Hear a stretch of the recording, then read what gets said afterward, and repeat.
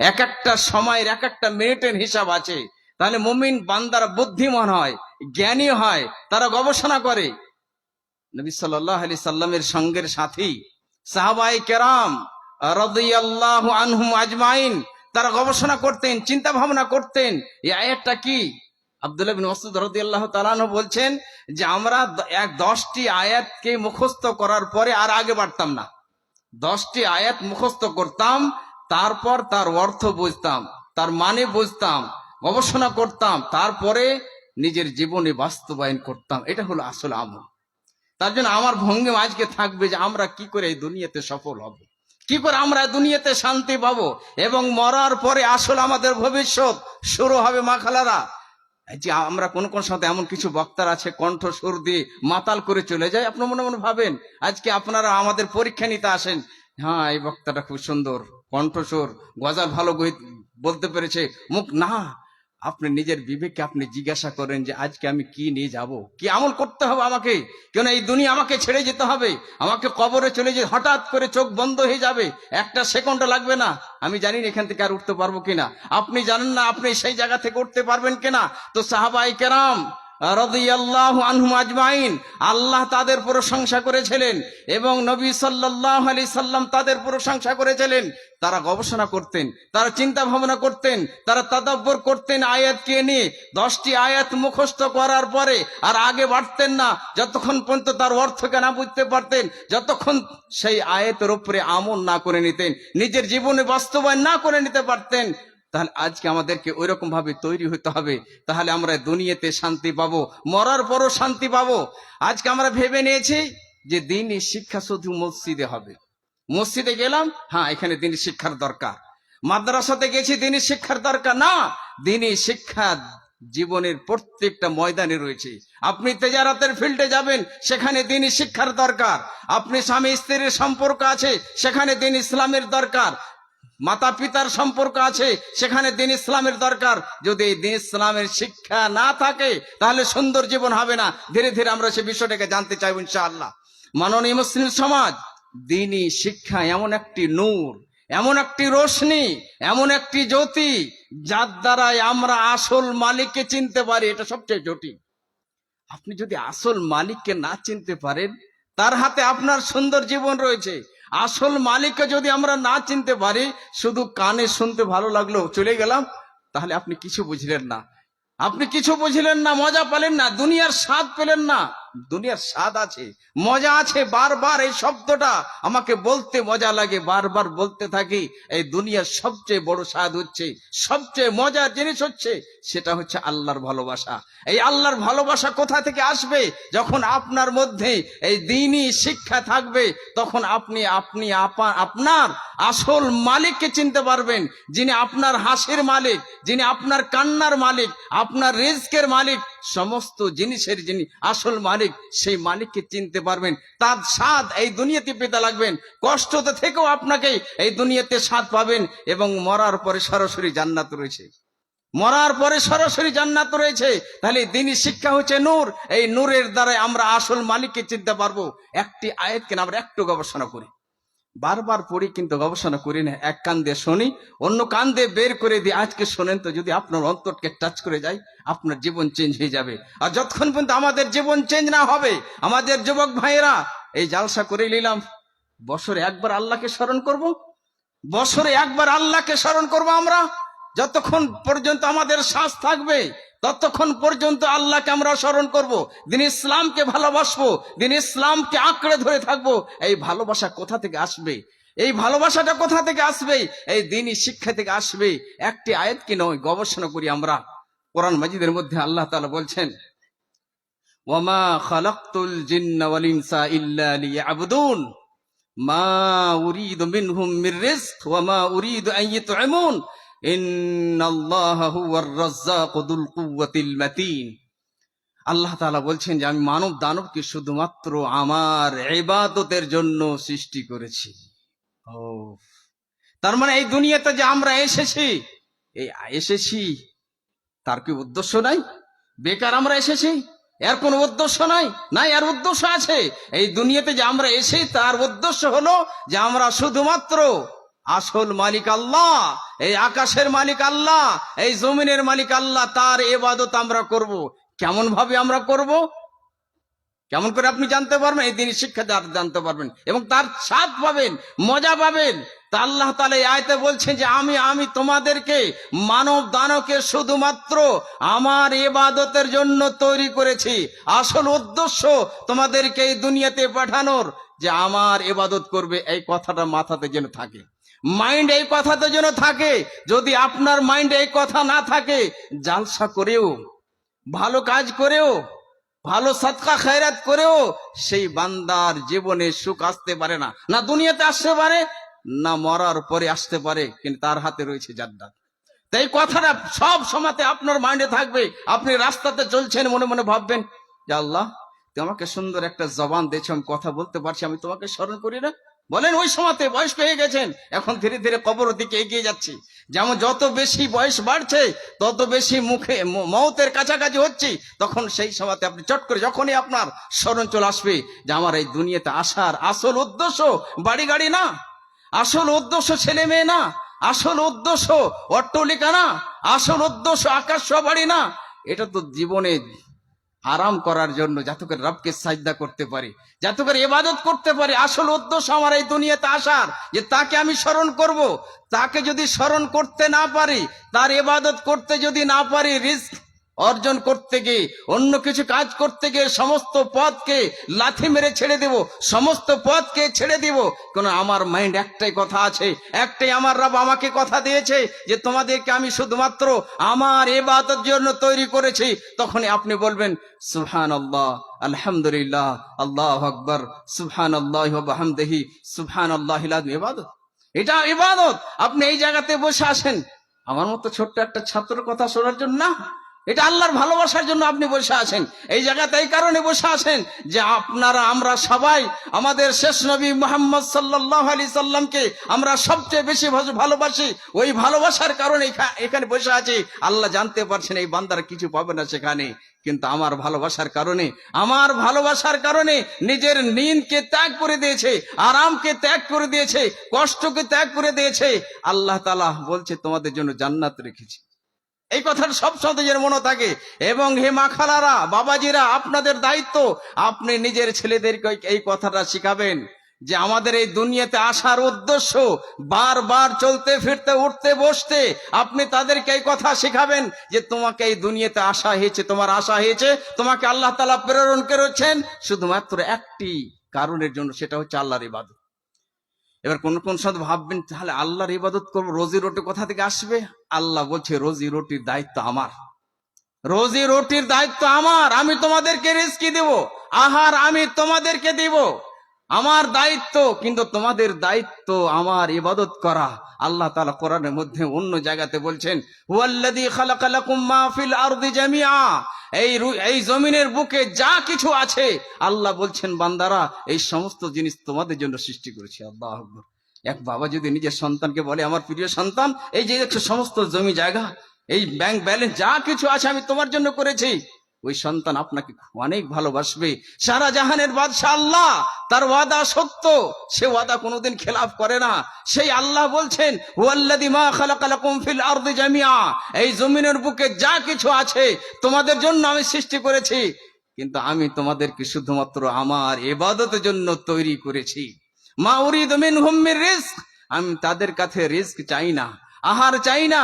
ওমা উরিদু আন ইউতঈমুন, এবং আমি তাদের কাছে চাই না সে আমাকে খাওয়াবে, বরঞ্চ আল্লাহ তাআলা বলছেন না তারপরে ইন্নাল্লাহা হুয়ার রাজ্জাকু যুল কুওয়াতিল মাতিন, আল্লাহই হচ্ছেন রিজক দাতা এবং বড় শক্তিশালী। যদি আল্লাহ আপনাকে রিজক দেয়, আল্লাহকে আহার দেয়, তাহলে কোনো মানুষ আপনার কাছ থেকে কেড়ে নিতে পারে না, না কখনো না, কোনোদিন না। যদি আপনার আমার সম্পর্ক আল্লাহর সাথে গভীর থাকে, এই জায়গাতে আমরা ফেল হয়ে যাচ্ছি, এই জায়গাতে আমরা গবেষণা করতে পারি না, এই জায়গাতে আল্লাহর উপরে ভরসা করতে পারি না, আল্লাহর উপরে তাওয়াক্কুল করতে পারি না। কোন জায়গাতে যে আমি মৌলানা, আমি তো মুজা কাজে যাচ্ছি, ট্রাক চালাচ্ছি, কাজ করছি, নামাজ পড়তে পারি না, ভুল। খুবাইব রাদিয়াল্লাহু তাআলা আনহু, মক্কার কাফিরেরা কয়েদি বানিয়ে নিয়েছে, তাকে লোহার জঞ্জিরে তাকে বেঁধে দেওয়া হয়েছে, লোহার জঞ্জিরে তাকে বেঁধে দেওয়া হয়েছে খুবাইব রাদিয়াল্লাহু তাআলা আনহু আল্লাহকে সবচেয়ে বেশি ভালোবাসতেন, নবী সাল্লাল্লাহু আলাইহি সাল্লামকে সবচেয়ে বেশি ভালোবাসতেন, আল্লাহর উপরে সবচেয়ে বেশি ভরসা ছিল। খুবাইব রাদিয়াল্লাহু তাআলা আনহুর হাত লোহার জঞ্জির দিয়ে বন্ধ করা হয়েছে, বেঁধে দেওয়া হয়েছে। সেই বাড়ির এক মহিলা, মুশরিকা মহিলা বলছে যে খুবাইব রাদিয়াল্লাহু তাআলা আনহার মতো কোন কায়েদি এত সুন্দর পাইনি, যে লোহার জঞ্জিরে তার হাতকে বেঁধে দেওয়া হয়েছে। তারপরও সেই সময়তে মক্কা নগরে, সেই সময়তে খেজুরের মৌসুম ছিল, আঙ্গুরের মৌসুম ছিল না, আঙ্গুরের গোচ্ছা তার হাতে দেখছে। কোথা থেকে এলো, কে তাকে খাদ্য দিল? এই জায়গাতে আমাদেরকে বিশ্বাস রাখতে হবে যে আল্লাহ, আমি তোমার ইবাদত করব, তোমার সামনে মাথা নত করব। তুমি দায়িত্ব নিয়েছো, তুমি আমার রিজকে দাতা, আল্লাহ তুমি আমাকে রিজকে দেবে।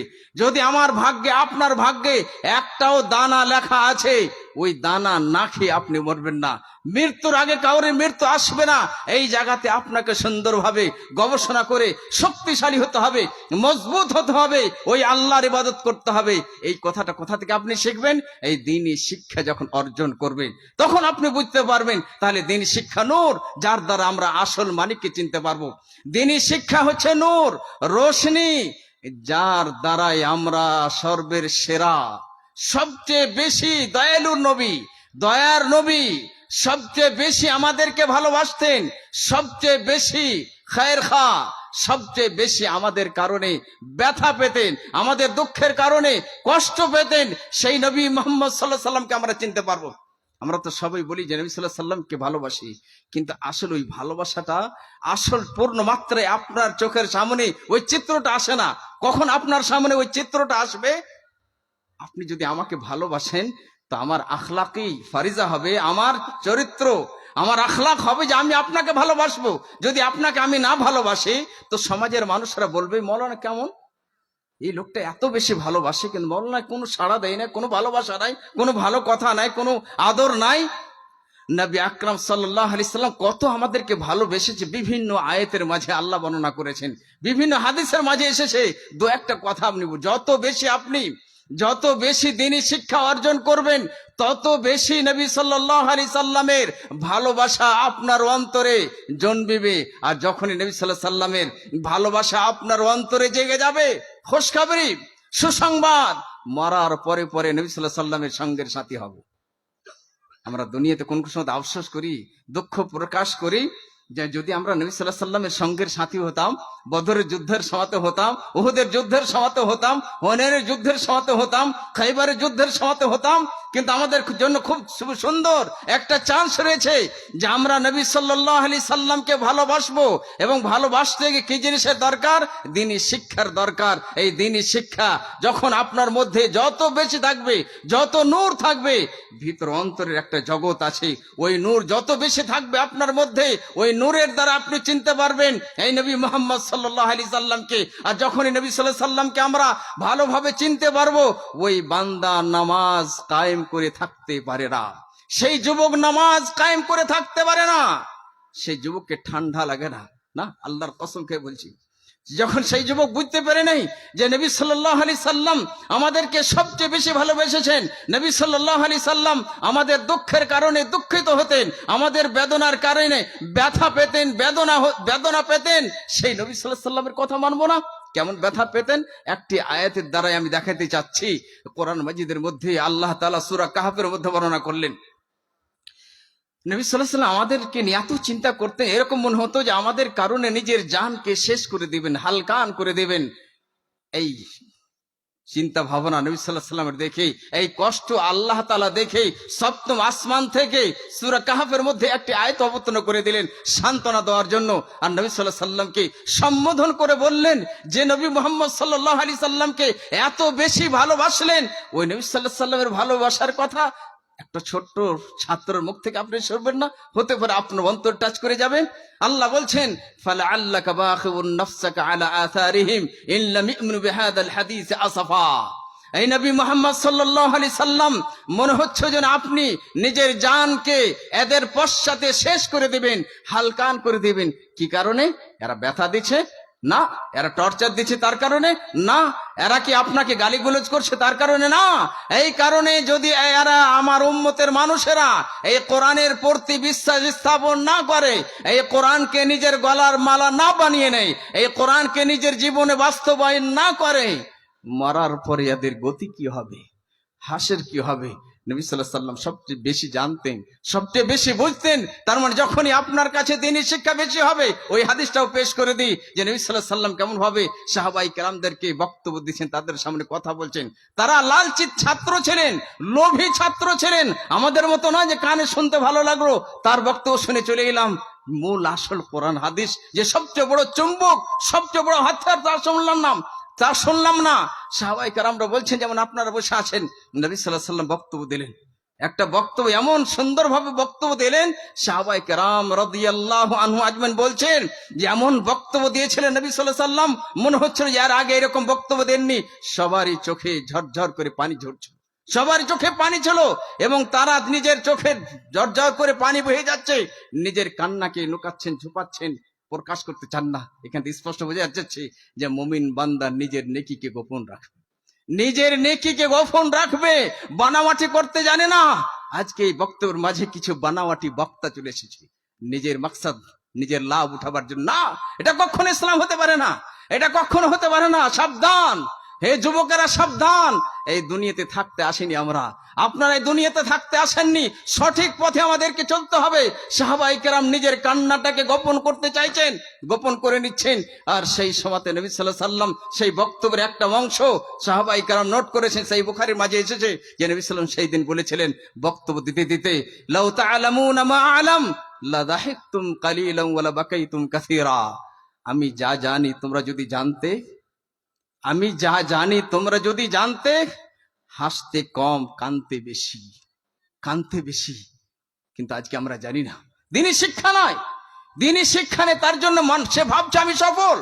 ডাক্তার হয়ে সফল নয়, ইঞ্জিনিয়ার হওয়ার পরে সফল নয়, মাস্টার হয়ে সফল নয়। যদি দ্বীনি শিক্ষা না হয়, সে কোনোদিন সফল হতে পারে না, কামিয়াব হতে পারে না। হ্যাঁ, সাময়িকভাবে কামিয়াব হতে পারে, কিছুদিনকার জন্য, 50 বছরের জন্য, 60 বছরের জন্য, 70 বছরের জন্য সে সফল হতে পারে। কিন্তু আসল এই দুনিয়ার স্বাদ পেতে পারে না, এই দুনিয়ার মজা সে পেতে পারে না। এবং মরার পরে আসল জীবন আমাদের শুরু হবে, আসল ভবিষ্যৎ শুরু হবে। আজকে আমরা মা বাবা হয়ে বলি আমার ছেলের ভবিষ্যৎ ঠিক করতে হবে, আমার ছেলে যেন ভবিষ্যৎ সুন্দর হয়। তার জন্য এমন স্কুলে তার অ্যাডমিশন করাচ্ছে, সেখানে ইংলিশ, সেখানে ম্যাথ, সেখানে হিন্দি, সেখানে আর অন্য ভাষা, সেখানে শেখানো হয় আমার ছেলের ভবিষ্যৎ হবে। আমি তো বলি যে আসলে আপনার ছেলের ভবিষ্যৎ মরার পরে শুরু হবে, আপনার ছেলেদের ভবিষ্যৎ মরার পরে শুরু হবে। এই 60-70 বছরের বয়সে হতে পারে আপনার ছেলে বেশি বয়স পাবে না, 10 বছরে মারা যেতে পারে, 25 বছরে মারা যেতে পারে, 30 বছরে মারা যেতে পারে। আসল সম্পদ হচ্ছে, আসল নূর হচ্ছে, আসল রশ্মি হচ্ছে, বড় সম্পদ হচ্ছে দ্বীনি শিক্ষা। যদি এই দ্বীনি শিক্ষা না থাকে, আপনার কবরে নেকি পৌঁছতে পারবে না। তার জন্য আবার অন্য হাদিসের দিকে চলে যাচ্ছি, একটু থেমে যাচ্ছি, হাদিসের দিকে যাচ্ছি না। ওই আয়াতের দিকে আমি ছিলাম যে নবী সাল্লাল্লাহু আলাইহি সাল্লাম আমাদের এইভাবে দোয়া করলেন যে নবী সাল্লাল্লাহু আলাইহি সাল্লাম বললেন, লাউ তা'লামুনা মা আ'লাম লা দাহিকতুম কালিলান ওয়া লা বাকাইতুম কাসীরা। যা আমি জানি যদি তোমরা জানতে, হাসতে কম কানতে বেশি। আজকে আমরা হাসছি বেশি কেন? দ্বীনি শিক্ষা নাই আমাদের কাছে, দরদ নাই, ব্যথা নাই।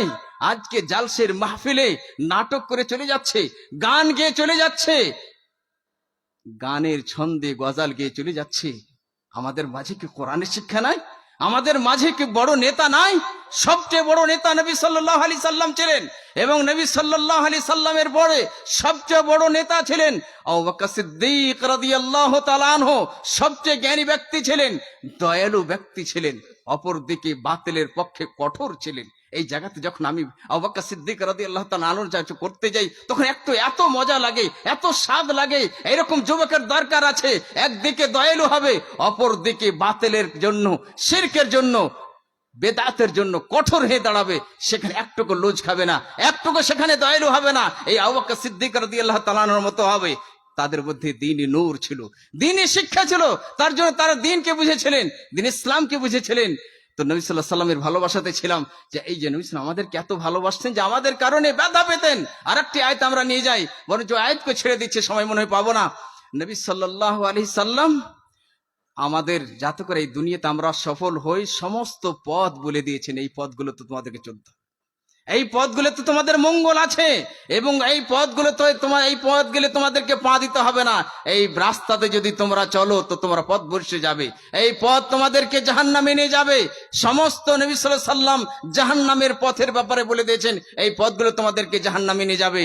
নবী সাল্লাল্লাহু আলাইহি সাল্লাম দুনিয়াতে সমস্ত কথা বলে দিয়েছেন, কি করে আমরা জান্নাতে যাব, কেমন ভাবে আমরা যাব, কেমন ভাবে সুন্দর করে আল্লাহর ব্যাপারে ধারণা রাখবো। আজকে আমাদের মাঝে একটা কথা বলে ফেলি, থাকতে পারি না আমি। আমরা তো বয়স হয়ে গেছি, আমাদের বাবাজিরা মা খালারা কতদিন বাঁচবো, এমন হয়ে যাচ্ছে আমাদের বাড়িতে একটা লোক মারা যাচ্ছে, শেষ অবস্থাতে আছে, আর আমাদের মাঝে থাকবে না। দুনিয়ার শেষ দিন, আখেরাতে প্রথম দিন। কিন্তু ওই সময়তে দেখা যায় যে সেই বাড়ির মেইয়েতের, সেই পেশেন্টের, রোগীর ব্যক্তিরা, আত্মীয় স্বজনেরা কান্নাকাটি করে যে আসল যে জিনিসের দরকার সেই জগতে আসল ট্যাবলেটও দরকার। সত্যি কি আপনি মেয়ে হয়ে আপনার মাকে আপনি ভালোবাসেন? সত্যি কি আপনি ছেলে হয়ে আপনি আপনার আব্বাকে ভালোবাসেন? যদি আপনি ভালোবাসেন, এই জগতে সুন্দর জিনিসের দরকার, চমৎকার জিনিসের দরকার।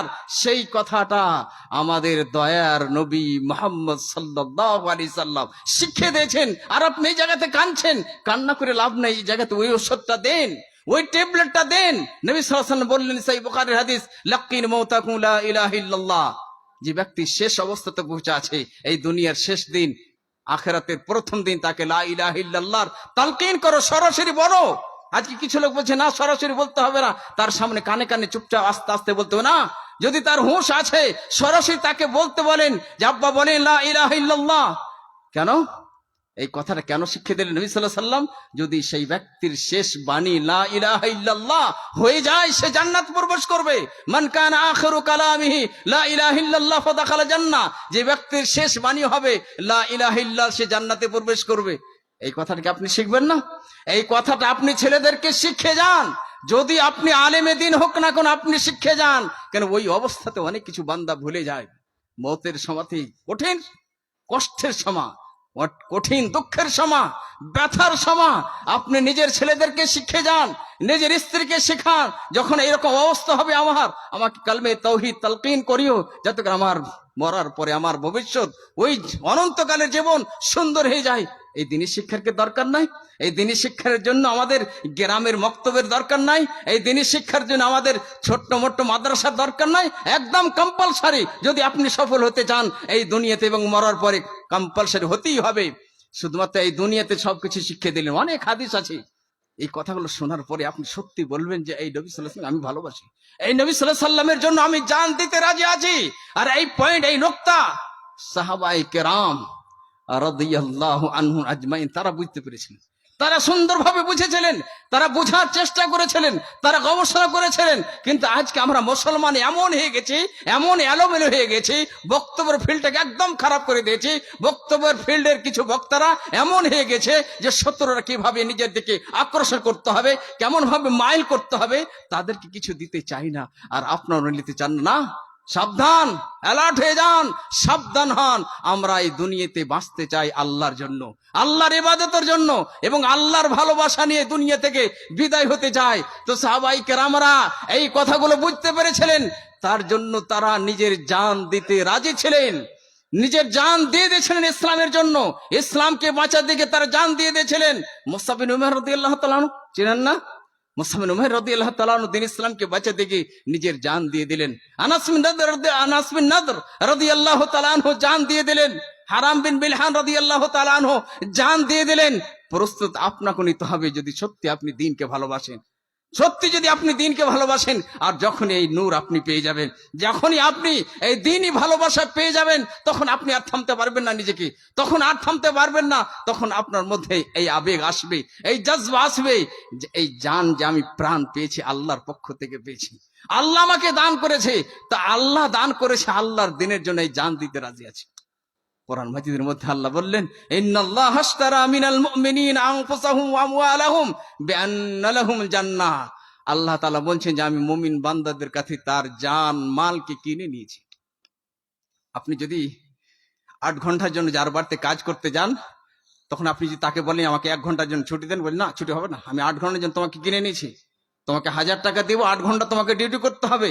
সারা জাহানের বাদশাহ আল্লাহ বলছেন, ইন্নাল্লাহ আশতারা মিনাল মুমিনিন আনফুসাহুম ওয়া আমওয়ালাহুম বিআন্না লাহুমুল জান্নাহ। আমি মুমিন বান্দার কাছে তার জান মালকে জান্নাতের বিনিময়ে কিনে নিয়েছি।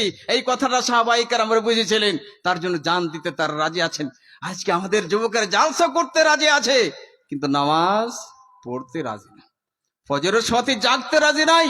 এইরকম জালসাত কোনো লাভ হবে না। তাওহীদের পরে সবচেয়ে জটিল ইবাদত নামাজ, সবচেয়ে গুরুত্বপূর্ণ ইবাদত সালাত। যার সালাত নাই তার কিছুই নাই, সে কোনোদিন জিহাদ করতে পারে না। ইমাম ইবনে কাইয়িম রাহিমাহুল্লাহ জাদুল মাদে লিখছেন যে ব্যক্তি নামাজ কায়েম করতে পারে না সে কোনোদিন জিহাদ করতে পারে না। সে উপর উপর আবেগ দেখায়, জাজবা দেখায়, কিন্তু তার দ্বারা কোনোদিন লাভ হবে না। তো দুনিয়াতে নবী সাল্লাল্লাহু আলাইহি ওয়াসাল্লাম এই সমস্ত জিনিস শিখিয়ে দিয়েছিলেন। এমনকি মরার পরেও সমস্ত মানুষ, সমস্ত নবী রাসূলগণ আলাইহিস সালাতু ওয়াস সালাম সেখানে পেরেশান হয়ে যাবেন। সেখানে এমন দুঃখের সময় নফসি নফসির অবস্থা হবে, সবাই বলবে কোথায় যাব, কোথায় আমরা পরিত্রাণ পাবো, কি আমাদেরকে পরিত্রাণ দেবে, কার মাধ্যম দিয়ে আমরা পরিত্রাণ পাবো। সবাই এক এক করে আমরা আদম আলাইহিস সালামের কাছে চলে যাব, উনি বলবেন আমি পারবো না। নূহ আলাইহিস সালাম বলবেন আমি পারবো না। খলিলুল্লাহ ইব্রাহিম আলাইহিস সালাম উনি বলবেন আমি পারবো না। মুসা আলাইহিস সালাম বলবেন আমি পারবো না। ঈসা আলাইহিস সালাম বলবেন আমি পারবো না। অবশেষে সবাই আমরা দয়ার নবী মুহাম্মদ সাল্লাল্লাহু আলাইহি সাল্লামের কাছে চলে যাব। যখনই ওনার কাছে আমরা পৌঁছে যাব, নবী সাল্লাল্লাহু আলাইহি সাল্লাম বলবেন আমি তোমাদের জন্য শাফাত করব, আমি তোমাদের জন্য শাফাত করব। এই নবী সাল্লাল্লাহু আলাইহি সাল্লামকে ভালোবাসবেন না? এই নবী সাল্লাল্লাহু আলাইহি সাল্লামের পদ্ধতিকে ভালোবাসবেন না? এই নবী সাল্লাল্লাহু আলাইহি সাল্লাম আমাদেরকে অন্তিম উপদেশ, আসসালা আসসালা ওয়া মা মালাকাত আইমানুকুম, নামাজের হেফাজত করো, নামাজের হেফাজত করো। এই নামাজেরকে আমরা হেফাজত করব না? যদি আমরা এই নামাজের হেফাজত করে থাকি, নবী সাল্লাল্লাহু আলাইহি সাল্লাম আমাদেরকে খুশখবরি শুনিয়ে দিলেন, ইহফাদিল্লাহ ইয়াহফাদকা, আল্লাহর হেফাজত করো, আল্লাহ তোমাদের হেফাজত করবে। আজকে আমরা বুঝতে পারি না বিষয়গুলো।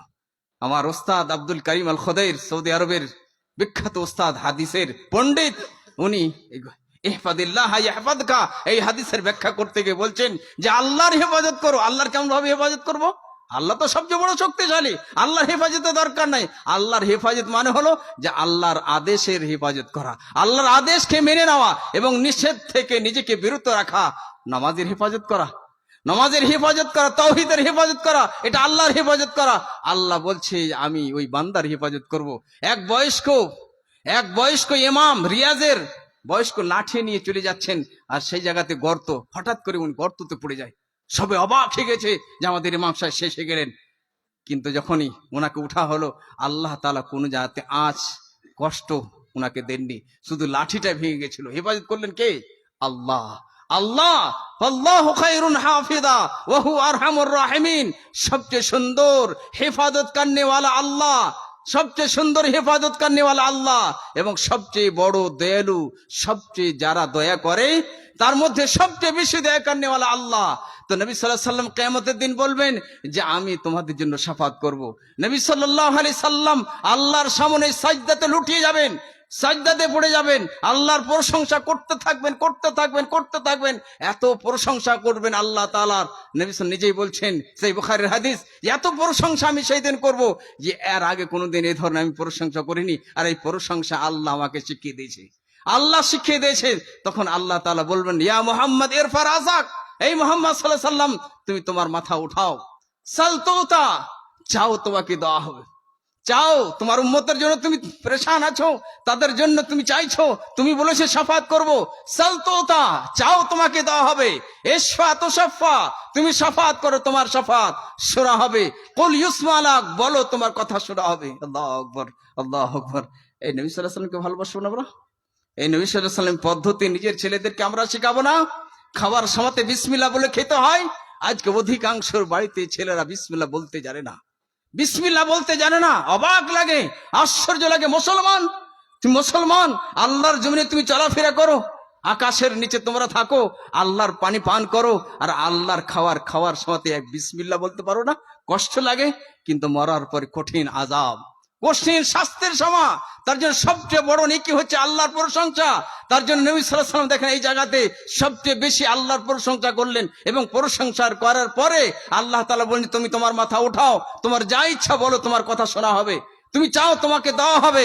এখান থেকে স্পষ্ট বোঝা গেল, যখনই আপনি আল্লাহর কাছে চাইবেন, আল্লাহর বেশি বেশি প্রশংসা করেন, আল্লাহর বেশি বেশি প্রশংসা করেন। সাধারণ ভাষাতে বেশি যদি না করতে পারেন, আপনি বলবেন যে আল্লাহ, আমি তো ছোট্ট একটা বান্দা, কিছুই আমি জানি না, কিন্তু আল্লাহ এতটা জানি আল্লাহ, যে তুমি আসল আমার জীবনের মালিক, হাসির মালিক, কান্নার মালিক, এই আকাশের মালিক, এই জমিনের মালিক, সবকিছু তোমার হাতে আল্লাহ। আমি গুনাহ সাগরে ভেসে যাচ্ছি, গুনার সাগরে হাবুডুবু খাচ্ছি, আমার কোথাও স্থান নাই, তুমি ছাড়া আমার কোথাও স্থান নাই, আমি তোমার কি সাজদা করব, তোমাকে ছাড়া কাউর কাছে আমি যাব না, তোমাকে আমি সাজদা করব।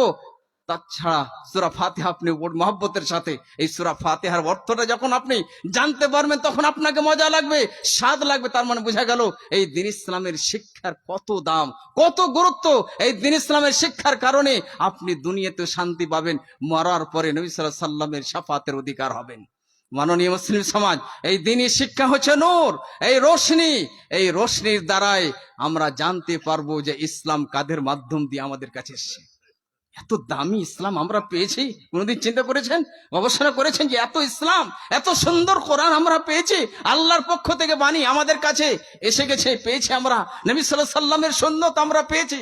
কাদের মাধ্যম দিয়ে এসেছে? কিনারা আমাদের কাছে পৌঁছে দিয়েছেন, ওনাদের নাম হচ্ছে সাহাবায়ে কেরাম রাদিয়াল্লাহু আনহুম আজমাইন। নবী সাল্লাল্লাহু আলাইহি সাল্লামের সঙ্গের সাথী তারা ছিলেন, তারা নবী সাল্লাল্লাহু আলাইহি সাল্লামের ছাত্র ছিলেন, তাদের কাছে সম্পূর্ণ গভীর জ্ঞান ছিল, আল ইলমুন নাফে, আল ইলমুত তাম, তাদের কাছে পূর্ণ ঈমান ছিল, আমালুস সালেহ এবং সৎ কাজ তাদের কাছে ছিল, এবং আল্লাহকে সবচেয়ে বেশি ভালোবাসতেন, এবং নবী সাল্লাল্লাহু আলাইহি সাল্লামকে এবং নবী সাল্লাল্লাহু আলাইহি সাল্লামের সুন্নতকে সবচেয়ে বেশি ভালোবাসতেন, এবং আমাদের জন্য সবচেয়ে বেশি দরদি ছিলেন, সবচেয়ে বেশি মঙ্গল কামী ছিলেন। এই জায়গা থেকে আপনি আবু বকর সিদ্দিকের ভালোবাসার কথা ছেলেদেরকে শেখাবেন না? আপনি কি বলবেন না যে যখন আবু বকর সিদ্দিক এই শব্দটা আসবে, বলো আমার প্রিয় সন্তান রাদিয়াল্লাহু তাআলা আনহু, এই শব্দটা শেখার কারণে হতে পারে জান্নাতের কারণ ইনশাআল্লাহ। জান্নাত পেতে গেলে অনেক কিছু করতে হয় না, তিনি শিক্ষার ভালোবাসা এবং ছোট ছোট আমল করতে গেলে এই ভালোবাসা মহব্বত আসে, তখন আমরা জান্নাত পেয়ে যাব।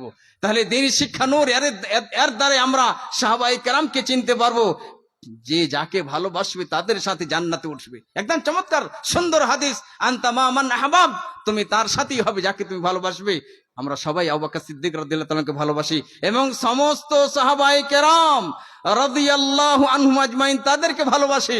তার মানে এখানে আপনারা জানতে, তখন আপনার ইচ্ছা হবে যে আবু বকর সিদ্দিকের ব্যাপারে আমরা শুনবো, উমর বিন খাত্তাব রাদিয়াল্লাহু তাআলার ব্যাপারে আমরা শুনবো, ওসমান রাদিয়াল্লাহু তাআলার ব্যাপারে আমরা শুনবো, কেমন ব্যক্তি ছিলেন, কেমন দরদ রাখতেন, কেমন আমাদের মঙ্গল কামী ছিলেন।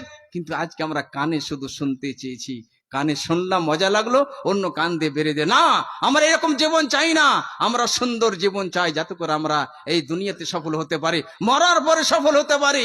এই দ্বীনি শিক্ষা হচ্ছে নূর, রোশনি। এই দ্বীনি শিক্ষার দ্বারা আমরা পিতা মাতাকে চিনতে পারবো, পিতা মাতা হক প্রাপ্য জানতে পারবো। আজকে অধিকাংশ যে ছেলেরা নাফরমান, মাকে বাবাকে বাড়ি থেকে বহিষ্কার করে দেয়, বের করে দেয়, গালিগুলোজ করে, টর্চার করে, প্রহার করে, তার সবচেয়ে বড় কারণ হচ্ছে যে সেই সন্তান মা চিনতে পারেনি, বাবার প্রাপ্য জানতে পারেনি। ইসলাম যখন জানতে পারত, ইসলামে তাদেরকে কত মর্যাদা দেওয়া হয়েছে, কত সম্মান দেওয়া হয়েছে। এক যোগ্য সাহাবী রাদিয়াল্লাহু তাআলা আনহু, আব্দুল্লাহ বিন মাসউদ রাদিয়াল্লাহু তাআলা আনহু, নবী সাল্লাল্লাহু আলাইহি সাল্লামের কাছে এসে জিজ্ঞাসা করছেন, এত চমৎকার প্রশ্ন যে আজকে আমাদের মাইন্ডে আসে না, কিন্তু এই কথাগুলো তো শিখান, যাতে করে আপনাকে চিনতে পারে, আপনার মর্যাদা বুঝতে পারে, যে আমার মায়ের অনেক সম্মান, আমার বাবার অনেক সম্মান। সাহাবী নবী সাল্লাল্লাহু আলাইহি সাল্লামকে জিজ্ঞাসা করছেন, নবী সাল্লাল্লাহু আলাইহি সাল্লাম, মান আহাক্কু বিহুসনি সাহাবাতি ইয়া রাসূলুল্লাহ সাল্লাল্লাহু আলাইহি সাল্লাম। নবী সাল্লাল্লাহু আলাইহি সাল্লাম, এই দুনিয়ার বুকে তো অনেক মানুষ আমি দেখতে পাচ্ছি, অনেক মানুষ, এই দুনিয়ার বুকে সবচেয়ে, এই মানুষের মধ্যে সবচেয়ে সুন্দর, আমার সুন্দর ব্যবহারের অধিকার রাখে কে? আমার ব্যবহার কার সাথে সবচেয়ে সুন্দর হবে? প্রশ্ন চমৎকার। সাহাবায়ে কেরাম তারা সকলেই জান্নাতি ছিলেন, লোভী ছিলেন, জান্নাতির লোভী ছিলেন। কেমন ভাবে জান্নাত পাবো? প্রশ্ন এত চমৎকার যে নবী সাল্লাল্লাহু আলাইহি সাল্লাম আমার সুন্দর ব্যবহারের সর্বপ্রথম অধিকার রাখে কে? কার সাথে আমি সুন্দর ব্যবহার করব? এই জায়গাতে অনেক সময়তে ছেলেরা ফেল হয়ে যায়, কারণ আপনি আপনার সন্তানের অন্তরে এই নূর দিতে পারেননি, রশ্মি দিতে পারেননি। নবী সাল্লাল্লাহু আলাইহি সাল্লাম উত্তরে বলেছিলেন, উম্মুক তোমার মা। তারপরে বললেন সাহাবী, এরপরে কে? নবী সাল্লাল্লাহু আলাইহি সাল্লাম উত্তরে বললেন, উম্মুক তোমার মা। সাহাবী তৃতীয়বার বলছেন, এরপরে কে? নবী সাল্লাল্লাহু আলাইহি সাল্লাম উত্তরে বলছেন, তোমার মা। আল্লাহু আকবার। এই হাদিসকে নিয়ে যদি আমার মা খালা গবেষণা করে, চিন্তা করে, সেটা পেয়ে যাবে যে সত্যি ইসলাম সত্য, সত্যি ইসলাম সত্য, সত্যি নবী সাল্লাল্লাহু আলাইহি সাল্লাম সবচেয়ে বেশি আমাদেরকে ভালোবেসেছেন। নবী সাল্লাল্লাহু আলাইহি সাল্লাম আমাদেরকে সম্মান দিয়েছেন, আমাদেরকে প্রাপ্য দিয়েছেন। এই জায়গাতে যদি আপনি গবেষণা করেন যে মাকে 3 বার প্রাপ্য দেওয়া হয়েছে, চতুর্থবার সেই সাহাবী জিজ্ঞাসা করছেন, এরপর প্রাপ্য কার? নবী সাল্লাল্লাহু উত্তরে বললেন, আবুক, তোমার আব্বার। এই জায়গাতে আপনি গবেষণা করেন, ওলামায়ে কেরাম লিখছেন যে মাকে 3 বার প্রাপ্য কেন দেওয়া হলো, 3 বার অধিকার হক কেন দেওয়া হলো? 3 জায়গাতে মায়ের এমন দুঃখ বেদনা থাকে, ওই বেদনা দুঃখ কোনো পুরুষ অনুভব করতে পারে না, কখনো না, কোনোদিন অনুভব করতে পারে না, সেখানে পৌঁছিতে পারে না। যখন আমি আপনি এই দুনিয়াতে এসেছিলাম, সেই সময় আমার মা, আপনার মায়ের যে কথা কষ্ট ব্যথা হয়েছিল, এই কষ্টটা কোনো পুরুষ অনুভব করতে পারে না, কোন পুরুষ অনুভব করতে পারে না। অনুরূপ ভাবে যখন আমি আপনি মায়ের পেটে ছিলাম, আমার মা, আপনার মা কত ব্যথা পেয়েছিলেন, কত কষ্ট পেয়েছিলেন, অনেকদিন খেতে পারেননি, অনেকদিন রাত্রে ঘুমাতে পারেননি, এই কষ্টটা কোনো পুরুষ অনুভব করতে পারে না। এবং সেই মা আমার এবং আপনার মা যখন আপনাকে আমাকে দুধ পান করিয়েছিলেন, সেই সময় কত দুঃখ কষ্ট কোনো পুরুষ অনুভব করতে পারে না। ইসলাম প্রাপ্য দিয়েছে। এই জায়গাতে যখন জ্ঞানীরা গবেষণা করে, চিন্তা করে, তখন ভাবতে লাগে সত্যি ইসলাম সত্য, ইসলাম সত্য, সত্যি ইসলাম সত্য। আবার যখন ইসলামকে আপনি পড়বেন, ইসলামের নূর পাবেন। আজকে অধিকাংশ মেয়েদের উপর অত্যাচার হয়, আজকের পুরুষরা ভাবে আমি এখন মালিক, আমার ইচ্ছা যায় তাই করব। নবী সাল্লাল্লাহু আলাইহি সাল্লাম হাজ্জাতুল বেদা, বিদায় হজের সময়তে অনেক উপদেশ দিলেন। ওই সমস্ত উপদেশের মধ্যে চমৎকার একটি উপদেশ দিলেন, ইস্তাউসু বিন নিসা খায়রা, যে তোমরা মহিলাদের সাথে কমল ব্যবহার করো, সুন্দর ব্যবহার করো। এই জায়গাতে আমাদের মা খালাদেরকে গবেষণা করতে হবে, এই হাদিস খেয়ে, আর আপনাকে বলতে হবে যে আমরা এই নবী সাল্লাল্লাহু আলাইহি সাল্লামকে ভালোবাসি, এই নবী সাল্লাল্লাহু আলাইহি সাল্লামের পদ্ধতিকে ভালোবাসি, এই নবী সাল্লাল্লাহু আলাইহি সাল্লামের পদ্ধতি নিজের ছেলেদেরকে শেখান, তাহলে আপনার ছেলেরা আপনার সম্মান করবে, আপনার ইজ্জত করবে। মাননীয় মুসলিম সমাজ, এই দিন ইসলাম হচ্ছে নূর, এই রোশনি, এই নূরের দ্বারাই, এই রোশনির দ্বারাই আমরা হক চিনতে পারবো, বাতিল চিনতে পারবো, সত্য কোনটা সেটা চিনতে পারবো, এবং মিথ্যা কোনটা সেটা আমরা চিনতে পারবো। চমৎকার একটা সুন্দর হাদিস ইবনে মাজার মধ্যে এসেছে, আব্দুল্লাহ বিন মাসউদ রাদিয়াল্লাহু তাআলা আনহু, সেই যুগে নবী সাল্লাল্লাহু আলাইহি সাল্লামের জামানাতে সবাই তারা জান্নাতি, সাহাবায়ে কেরাম তারা সকলেই জান্নাতি, একটা নেকির মাহৌল। সেই সময়তে এত চমৎকার হাদিস বললেন, আজকে নবী সাল্লাল্লাহু আলাইহি সাল্লামের জামানা থেকে অনেক সরে গেছে, আমরা অনেক দূরে চলে এসেছি। ফিতনার যুগ এই সময়টা, ফিতনার জামানা। এই সময়তে কত অ্যালার্ট হয়ে দরকার, কত সাবধান হয়ে থাকার দরকার, কিন্তু আমরা সাবধান হই নাই। এই হাদিসে যখন আপনি পড়বেন, তখন আপনি বুঝতে লাগবেন সত্যি আমাদেরকে সাবধান থাকতে হবে। যদি সাবধান না থাকি তো দিন নষ্ট হয়ে যাবে, আমার দিন ইসলাম নষ্ট হয়ে যাবে। নামাজ পড়েও সেখানে আমার নামাজ কবুল হবে না। আব্দুল্লাহ বিন মাসউদ রাদিয়াল্লাহু তাআলা বললেন, আন্না রাসূলুল্লাহ সাল্লাল্লাহু আলাইহি সাল্লাম খাত্তা খাত্তান সুম্মা ক্বালা হাদা সাবিলুল্লাহ। নবী সাল্লাল্লাহু আলাইহি সাল্লাম একটা রেখা টানলেন, একটা রেখা টানার পরে বলছেন যে এটা হচ্ছে সিধা রাস্তা, এটা সিধা রাস্তা। সুম্মা খাত্তা খুতুতান আন ইয়ামিনিহি ওয়া আন শিমালিহি। তারপরে নবী সাল্লাল্লাহু আলাইহি সাল্লাম কিছু ডান দিকে রেখা টানলেন, দাগ টানছেন, কিছু বাম দিকে রেখা টানছেন। চমৎকার টিচার নবী সাল্লাল্লাহু আলাইহি সাল্লাম, সবচেয়ে বড় শিক্ষক, শিক্ষা দিচ্ছেন সাহাবাদেরকে। এই রেখা টানার বলে বলছেন, ইন্না হাদিহি সুবুলুম মুতাফাররিকা, এগুলো হচ্ছে বিভিন্ন রাস্তা। ওয়া আলা কুল্লি সাবিলিম মিনহা শাইতানুন ইয়াদউ ইলাই, এবং প্রত্যেক রাস্তাতে শয়তান বসে আছে। ওই শয়তান সে নিজের